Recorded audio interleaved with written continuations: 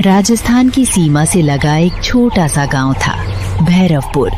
गांव साधारण था, लेकिन वहां के लोगों के चेहरों पर हमेशा एक अनजाना डर दिखाई देता था। कारण था एक चुड़ैल, जिसके बारे में कहा जाता था कि वो हर रात गांव में घूमती थी। गांव में पिछले 2 महीनों में 5 लोग गायब हो चुके थे। एक रात पंचायत भवन में सभी इकट्ठा हुए। हम लोग कब तक यूं ही डर कर जीते रहेंगे? 5 लोग गायब हो चुके हैं और हर रात कोई न कोई अपनी मौत का इंतजार करता है। सरपंच जी, मैंने अपनी आंखों से उसे देखा है। उसके पैर उल्टे थे और बाल जमीन पर घिसट रहे थे। मैं कसम खाकर कहता हूँ कि वो इंसान नहीं थी। कल रात मेरे घर के बाहर भी किसी औरत की रोने की आवाज आई थी।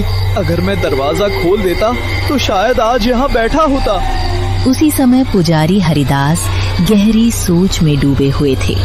मेरे दादा एक ऐसी ही चुड़ैल की कहानी सुनाया करते थे। उन्होंने बताया था कि कुछ गांवों में लोग अपने दरवाजे पर "ओ चुड़ैल कल आना" लिख देते थे। चुड़ैल उसे पढ़कर अगले दिन आने के लिए लौट जाती थी।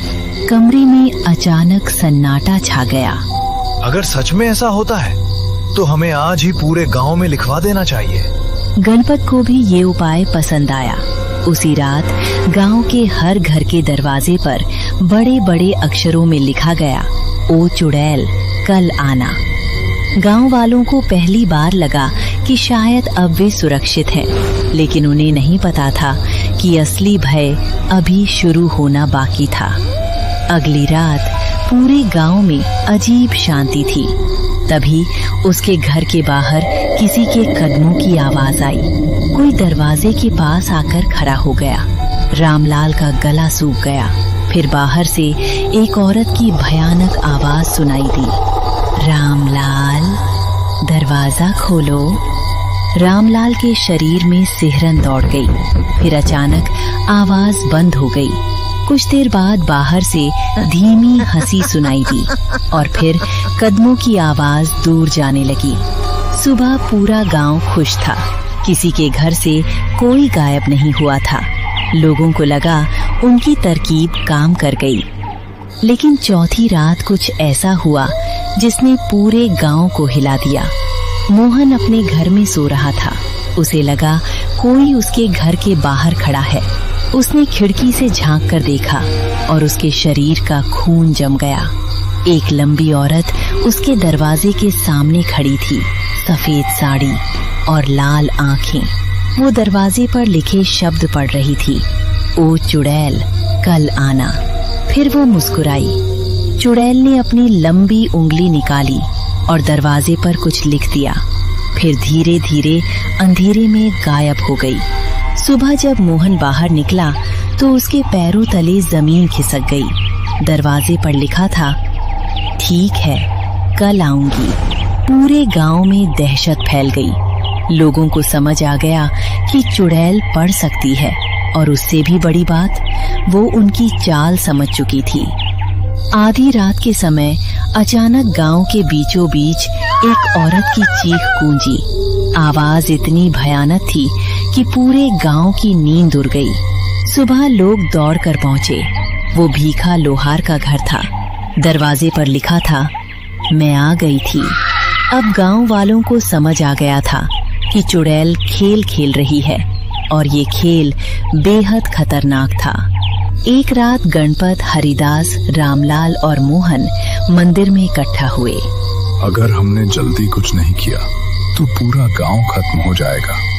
वो हमारी हर बात जानती है। ऐसा लगता है जैसे वो हमें देख रही हो। मुझे लगता है ये कोई साधारण चुड़ैल नहीं है। हरिदास काफी देर तक चुप बैठे रहे। फिर उन्होंने कहा, "मुझे लगता है कि उसका संबंध पुराने बरगद से है"।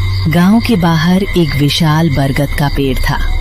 वही पेड़ जिसके नीचे वर्षों पहले एक औरत को जिंदा जला दिया गया था।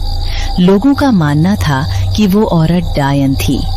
सभी के चेहरों का रंग उड़ गया। अगली रात सरपंच गणपत, पुजारी हरिदास, रामलाल और मोहन बरगद की ओर निकल पड़े। जब वे बरगद के पास पहुंचे तो अचानक चारों तरफ की हवा बर्फ जैसी ठंडी हो गई। तभी मोहन की नजर जमीन पर पड़ी। देखो, यहाँ कुछ लिखा हुआ है। मिट्टी पर किसी ने उंगलियों से लिखा था, तुम लोग मुझे ढूंढ रहे हो। चारों की रीढ़ में सिहरन दौड़ गई। अचानक बरगद के ऊपर से एक औरत की डरावनी हंसी गूंज उठी। चारों ने ऊपर देखा। बरगद की एक मोटी शाखा पर चुड़ैल उल्टी लटकी हुई थी। चेहरे पर सड़ी हुई चमड़ी लटक रही थी और उसके होंठों पर वही भयानक, हे भगवान, यही है वो। तो तुम लोग मुझे मारने आए हो। उसकी आवाज इंसान और जानवर के बीच की किसी चीज जैसी लग रही थी। तूने गांव के लोगों को क्यों मारा? चुड़ैल कुछ सेकंड चुप रही, फिर उसकी आंखों में नफरत भर गई। क्योंकि तुम्हारे गांव ने मुझे जिंदा जलाया था। उन्होंने देखा, करीब 50 साल पहले गांव वालों ने एक औरत को डायन समझकर इसी बरगद के नीचे बांध दिया था, बिना किसी सबूत के। उस पर मिट्टी का तेल डाला और आग लगा दी। वो औरत चीखती रही, रहमत मांगती रही, लेकिन किसी ने उसकी बात नहीं सुनी। जलते हुए उसने आखिरी बार कहा था, मैं लौटूंगी और तुम सबके वंश को खत्म कर दूंगी। चारों के शरीर से पसीना बहने लगा। तो गांव वालों ने गलती की थी? गलती? उन्होंने मुझे जिंदा जलाया, मेरी चीखों पर हंसे, और अब तुम चाहते हो कि मैं उन्हें माफ कर दूं? अचानक उसकी आंखें खून जैसी लाल हो गईं। हरिदास मंत्र पढ़ने लगे, लेकिन चुड़ैल की शक्ति बहुत ज्यादा थी। मोहन हवा में लटका हुआ तड़प रहा था।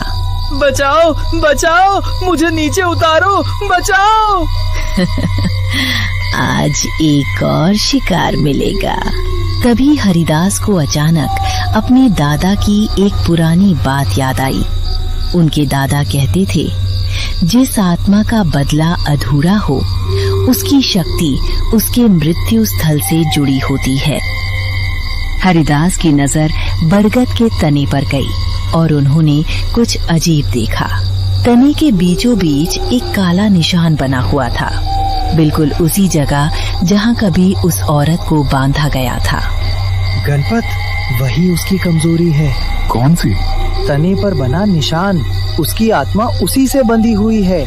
चुड़ैल ये सुनकर अचानक क्रोधित हो गई। उसकी हंसी गायब हो गई। पहली बार उसके चेहरे पर डर दिखाई दिया। गणपत और रामलाल मशाल लेकर तने की तरफ दौड़ पड़े। चुड़ैल चीख उठी।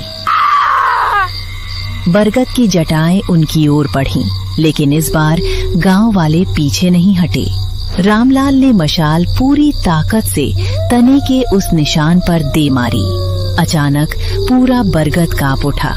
चुड़ैल की चीख आसमान में गूंज गई। धरती कांपने लगी।